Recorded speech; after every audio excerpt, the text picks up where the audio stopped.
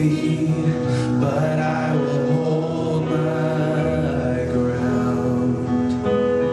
I will not fear the war, I will not fear the storm. My help is on the way, my help is on the way. Oh my God, you will not delay, my refuge and stay always. I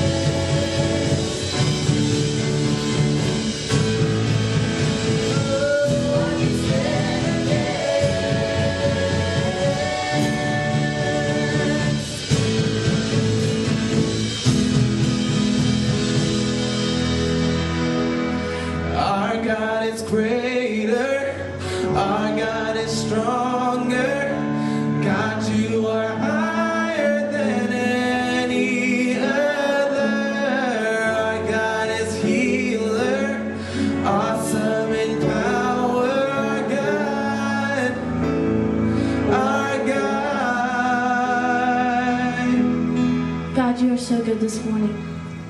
And Lord, we are so unworthy to have such an awesome God who is bigger and stronger and greater than anything that could come our way.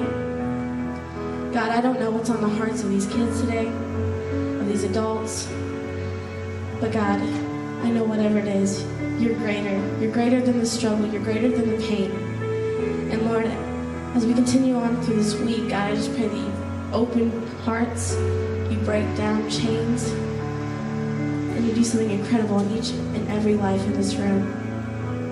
Continue to be with us in this service. We love you and we thank you. Amen.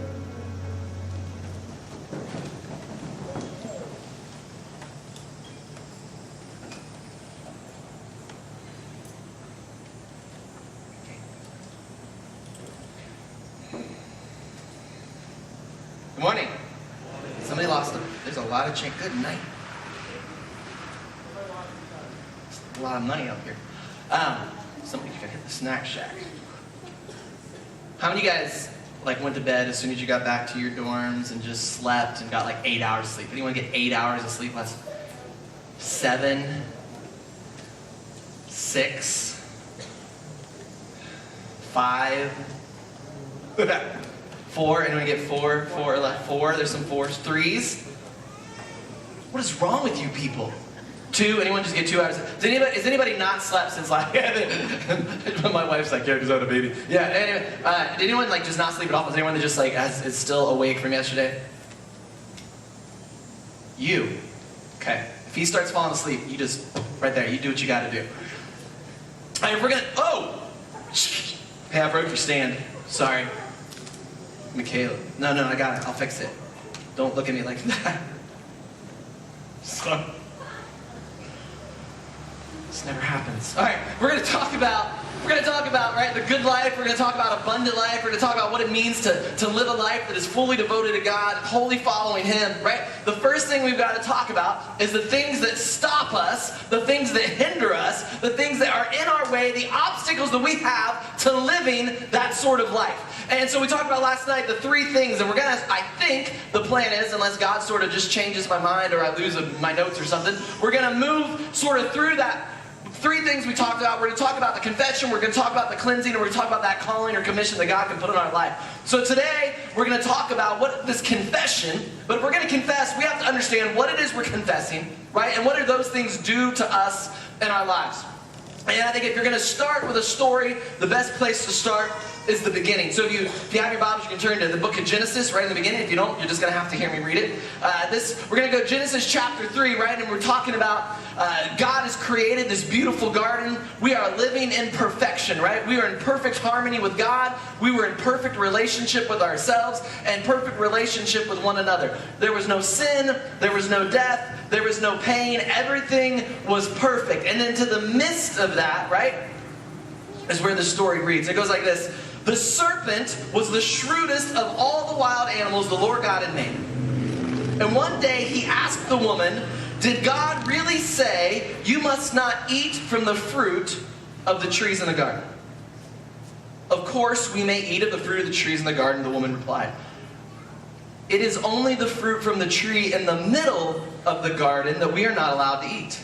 God said, you must not eat it or touch it. For if you do, you will surely die. That's that die that we talked about last night. The serpent replied, you will not die. God knows that your eyes will be opened as soon as you eat it, and you will become like Him, knowing both good and evil. And the woman was convinced that she saw that the tree was beautiful and its fruit delicious, and she wanted the wisdom that it would give her. So she took some of the fruit and she ate it, and then she gave some to her husband, Adam, who was with her, and he ate it too. And at that moment, their eyes were open, and suddenly they felt shame at their nakedness, so they sewed fig leaves together to cover themselves. Then when the cool evening breezes were blowing, Adam and his wife heard God walking through the garden. So they hid from him among the trees. The Lord called to Adam, where are you? Adam replied, I heard you walking in the garden, so I hid. I was afraid because I was naked. And then God replied, who told you that you were naked? Have you eaten from the tree whose fruit I commanded you not to eat? And the man replied, it was the woman you gave me who gave me the fruit. And the Lord asked the woman, what have you done? The serpent deceived me, she replied. That is why I ate it.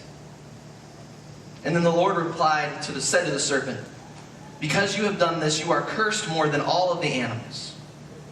You will crawl on your belly. You will grovel on the dust as long as you live. And I will cause hostility between you and the woman, between her offspring and your offspring. You will strike his heel, and he will crush your head. Let's pray. God, thank you for the opportunity that we have just to come and dig into your word for a few minutes. I'm thankful for camps like this, God, that man, just give us an opportunity to come and to think about you and to worship you and to encounter you in new and fresh ways. Lord, as we look in our own lives, may we start to point out, may we start to identify the things that our adversary brings into our lives to try to stop us from serving you. May we start to identify the things in our lives that we need to confess, the things in our lives that we need to give up, so that we can focus purely and wholly on you. In your Son's name I pray. Amen. So it says they're walking through the garden, everything's pretty good. I'm gonna guess, and now this is the ADV, right? This is the Aaron Duvall version. It doesn't say this is exactly happens, but this is the sense that I get, right? Is that they're sort of walking through the garden, and I feel like every once in a while they just kept getting closer and closer to this one tree in the middle of the garden, right? Because what it says here is, as they're walking, right? It doesn't say like after the serpent talked to them, they had to take a jog to get to the tree, right? No. Every time, I just get this sense that they sort of, oh, remember this tree? Yeah, you know, and they kind of point out, it's over there, and then eventually they're, oh, look, it's just right there. And every couple walks, they're just a little closer, they're a little closer, they're a little closer, and eventually they're right beside this tree, and they're hanging out with the tree, and they're sort of looking at it, and immediately all of a sudden this talking snake walks out, right? As if snakes aren't freaky enough, this one talks. Anybody here scared of snakes? A couple, okay. See, you would have been fine in the garden. You would have seen a snake talk, and you're like, peace out, I'm gone, right? We'd all still be living in the garden, but that wasn't the case. Apparently, these two didn't have any reason to be afraid of a snake. And then so the snake starts talking to them. And it starts saying, listen. Is it really as bad as you think it is? And he starts to show them things. And here's the fact of the matter is, when Satan starts to tempt us, when Satan starts to move into our territory, when Satan starts to show us things that are untrue, the first thing that he always does, right, is he attacks our view of God. The first thing sin does, the first thing right off the bat, is it starts to attack what we think, what we believe about God.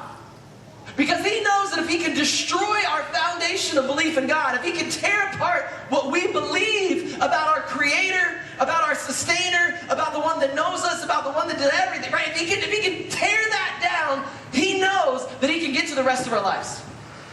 What we believe matters. Theology matters.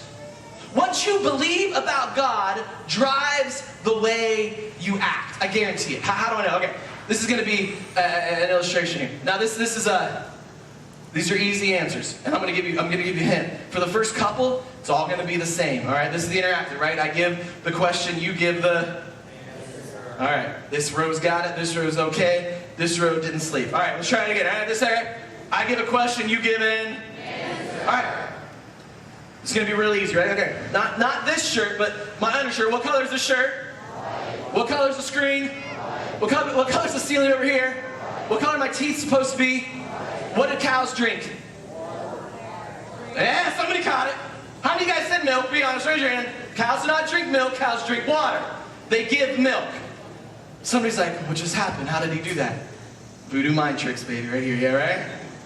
No, okay, we'll try another, right? I want you to spell the word M-O-S-T, right? M-O-S-T 5 times as fast as you can. Ready, set, go.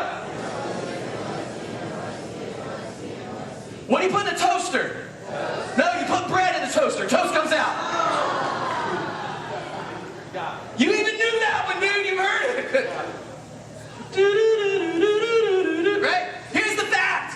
What we believe, what we think about, what we put in our minds, the stuff that we tread on, the stuff that we care about, affects the way we act. You know bread goes in a toaster. You're sure that bread goes in a toaster. But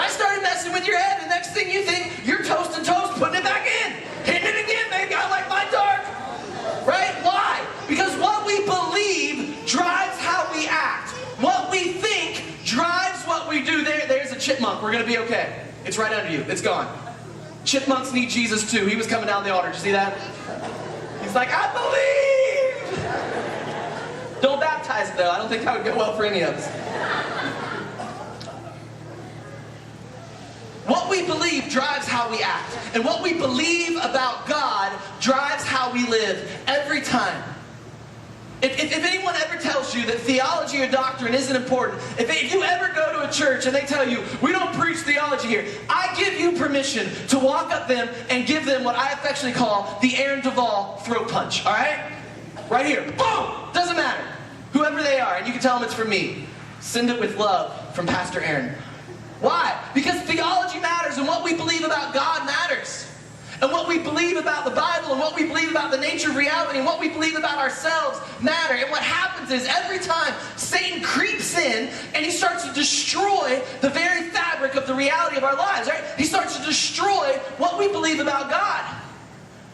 And so the narratives, the stories that we learn and believe about God matter.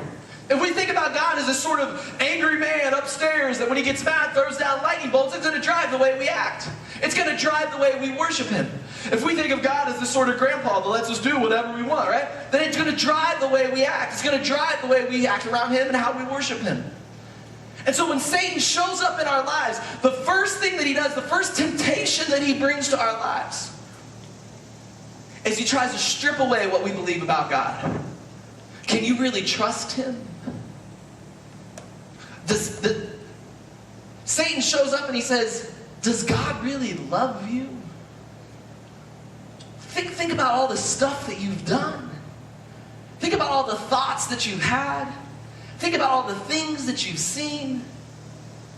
How can this good God love you? He says things like, look at the world and look how bad the world is, and look at the pain in the world, and look at the suffering in the world, look at the hurricanes and the tsunamis, man. What kind of God creates mosquitoes?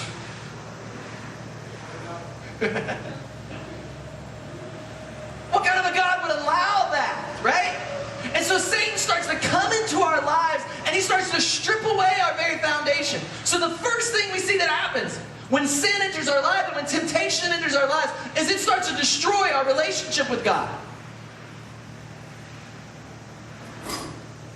And so they think, man, but if God's not as good as he thinks, what if God is trying to trick us? What if God is stopping us from what is good, right? How many times have you heard? And how many times have you heard, well, how do you know it's bad unless you've tried it, right? How many of you guys have heard that at some point in life? Anyone hear that? Yeah, I hear this all the time. My students come and tell me this. Aaron, I want to do this stuff, and how do I know it's bad if I haven't tried it? And you know my answer to that always is, this is my answer to that. I have never been shot. I am fairly certain I don't want to, right? How many of you are like, oh yeah, I've never been shot with a gun. It may feel great. Yeah, none of us. Why? Because we're not stupid. Well, most of us. You did think toast goes in a toaster, so we're working on that, right?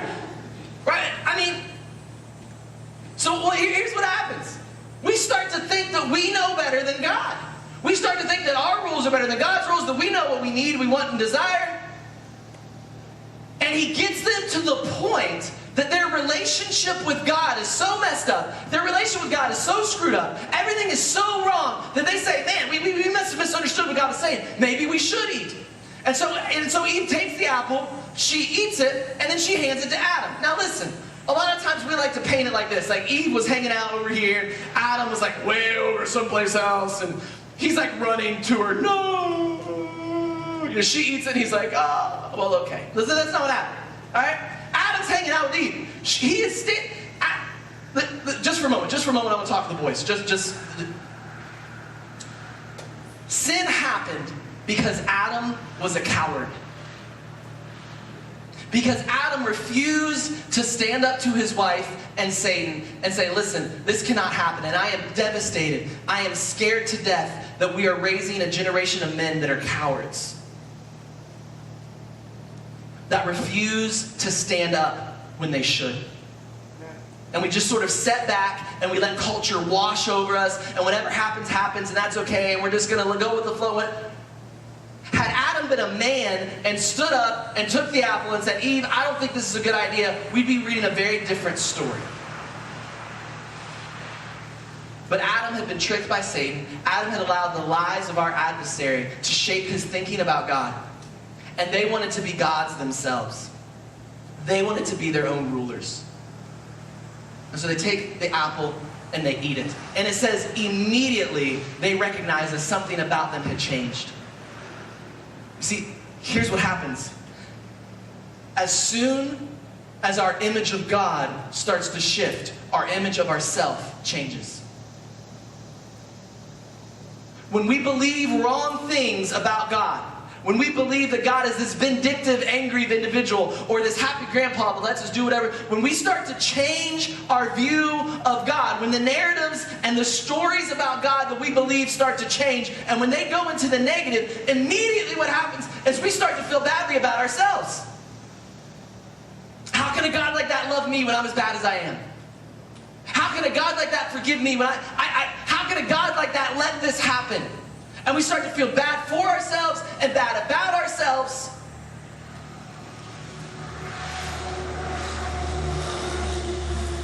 And now what's happened is Satan has fulfilled his desire. Because Satan doesn't care about us. All he really wants to do is to hurt our Father. And the easiest way to hurt our Father is to hurt his children. You know how I know? Because once I had a kid, my life entirely changed. I'm a passive person, all right? I'm not a fighter. I'm not someone who goes out of his way to hurt people. But I don't know, my baby was probably 2-3 months old, and we went to the mall, and we're moving around, and Cher was like, here, take her for a second, I'm going to go in here. And so I stopped, and I bent down to tie my shoe, right? And I'm tying my shoe, and I look up, and all I see is this gang of horribly scary 3-year-olds running right at me. And my first thought was, where is Shara's gun? That was the first thought I had. Like, they're running at my child, and I'm immediately going to start picking off these 3-year-olds. I'm going to do what I have to do to protect my kid. Now, what I didn't know is there was like a seat that they were running at that was in between Harper and them. I didn't see that. Didn't care. You want to hurt me? Hurt my kid. You want to get killed? Come after my child. You move too quick when you come up like, oh, she's so cute. Your hand moves a little too quick, I'll break your arm. I don't hesitate. You will never get released from my Kung Fu Ninja grip, man. It's over. Why? Because I love my kid. You want to hurt me? Hurt my kid. You want to get hurt? Come after my children. That's just the way it is. Satan can care less about you. He doesn't even care if he hurts you. The only reason he cares that he's hurting you is because he's still rebelling against God. And he wants us to make the same mistake that he made. What happened to him? He thought that he should be worshipped. He thought that he was smart enough, that he was strong enough, that he was holy enough, that he should be setting precedence over God.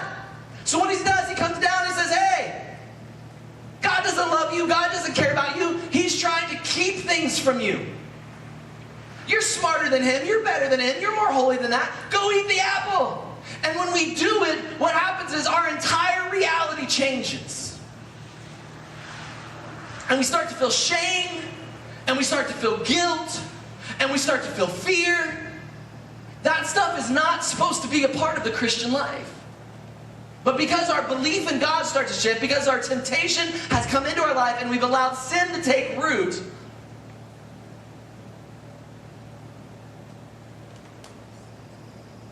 we start to fall. And we start to allow the narratives that Satan has taught us to take root and take hold. And if God isn't as good as we thought he is, how bad must we be? That's what we believe. If God isn't the loving, all-powerful, all-knowing, merciful God that we thought he was, if he's not in control, if he's trying to keep things from us and he's trying to keep us down, and he's the best, how much worse are we? And so what happens is our relationship with God starts to crumble and our relationship within ourselves starts to deteriorate. And immediately the next step happens, right? So God shows up. What happens? They're already scared of God because they believe Satan. They run and hide. This is a God that they've known their entire lives. This is a God that they've walked with, a God that they've hung out with. This is a God that created them and loved them, a God that named them, a God that allowed them to name. This is a God that they knew intimately. One day ago, they were walking with him in the garden, no problem. Next day, God shows up, they run and hide. Because their idea of God had been changed and their idea of themselves had shifted. They know they're naked. They know they're sinful. They know they're messed up, so they run and hide. And God says, where are you at? And I love this. It's like when you ever play like hide and seek with a little kid?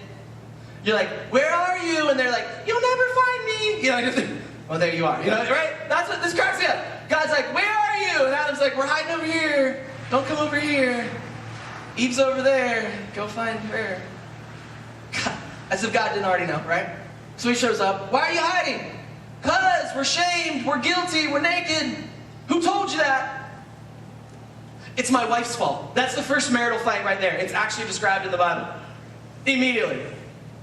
Men have been doing this for millennia afterwards, right? What's wrong with you? It's my wife's fault. Or my girlfriend's fault. Or somebody else's fault, right? What happens? Immediately.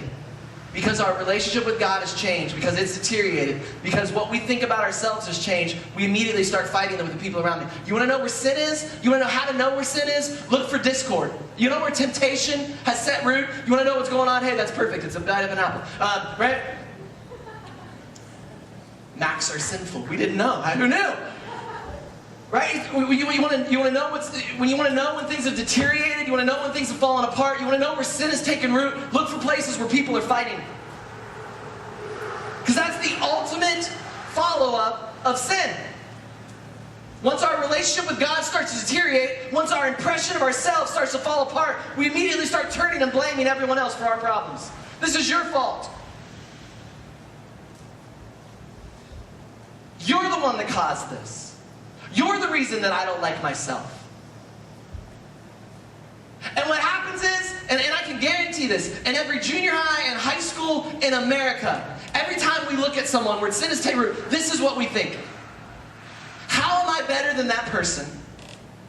And how can I use them to get what I want? That's who we are as people. Don't worry, it doesn't get any better when you grow up. There's some optimism for you. You go to most colleges and workplaces in America, you know what they think? How am I better than that person? How can I use that person to get what I want? Because when sin enters into our lives and we allow the narrative of God to shift and change, and we allow the way we view God to change, and then we start thinking badly about ourselves, if I'm the best person I know and I'm really bad, you must be worse. And so to make myself feel better, I've got to start judging myself according to you. I mean, how many times have we done this, right? Listen, Aaron, I'm bad, but I'm not as bad as her. I mean, don't look at her if she's in your row, but you know what I'm talking about, right? We all use that person to sort of judge ourselves based on. Look at the way she dresses. Look at the way she acts. Look at the music she listens to. Oh my gosh. Can you believe she's dating him? I'm feeling pretty good. Look at that loser.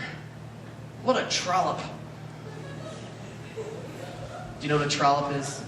A floozy, maybe? A floozy. Does that work better? No, you don't know those? Okay. Sorry, I'm a little old. You'll figure them out. Ask Matt. He'll tell you later. Right? We start to judge other people. We start to fight with other people. We start to get angry with everybody around us because we have allowed sin to enter into our lives. And so our narrative of God changes. We're already angry at Him because He's trying to keep good stuff from us, right? He's trying to keep us from where we want to be. We've allowed that. Then not only do we allow that, but now our image of ourselves changed. We start to feel guilt. We start to feel shame. We start to feel fear. We start to feel anger. So our narrative of God changes. Our image of ourselves changes. And then our relationships start to fall apart. And all of this has happened because we've allowed temptation and sin in our lives. And if you watch, it happens like this every time. The Israelites, first thing they did when they fell, they started worshiping other gods. Every time. Narrative of God changes, image of self changes, relationship shift. And we allow it over and over and over again. And God wants better for us. God doesn't give us rules and guidelines because there's some sort of arbitrary way. He does it because He actually wants us to live the good life, the life abundant, the life that is fuller than anything that we can understand. He doesn't say, go, don't eat the apple. because he knows the apple tastes really good and he just doesn't want us to enjoy it. He says, don't go eat the apple, because he wants us to freely shun sin and freely choose him. Because he knows that is how we are most blessed.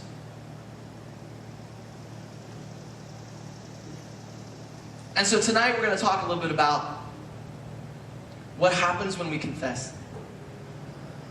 And where are the aspects in our lives that we need to get rid of if we're going to move on.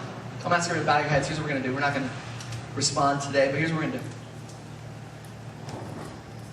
I want you to start thinking about it today. I want you to start thinking about it this morning. I want this stuff to just kind of sink in the rest of the day. Where are the places in your life that you've stopped trusting God?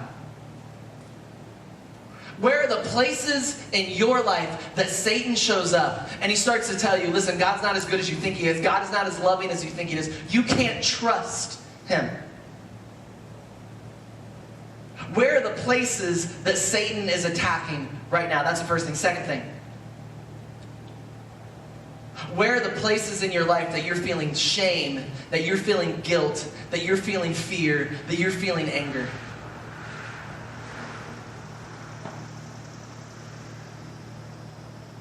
I'm amazed when I get to talk one-on-one with my students how badly they feel about themselves. And almost every time it goes back to their narratives of God and the stories of their past, where they have bought into a lie of Satan.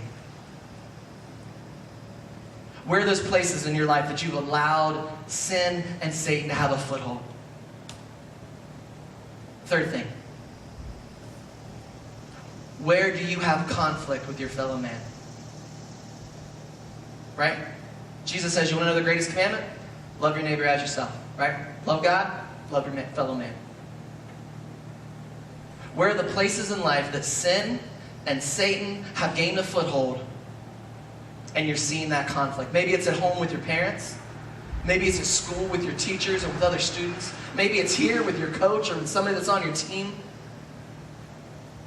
Maybe it's with family, maybe it's with friends, maybe it's with coworkers. I don't know.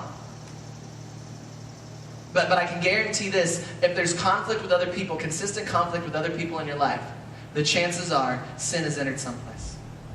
So here's what I'm going to do. I'm going to pray. I want you to think about those things. Tonight, at the end of the service,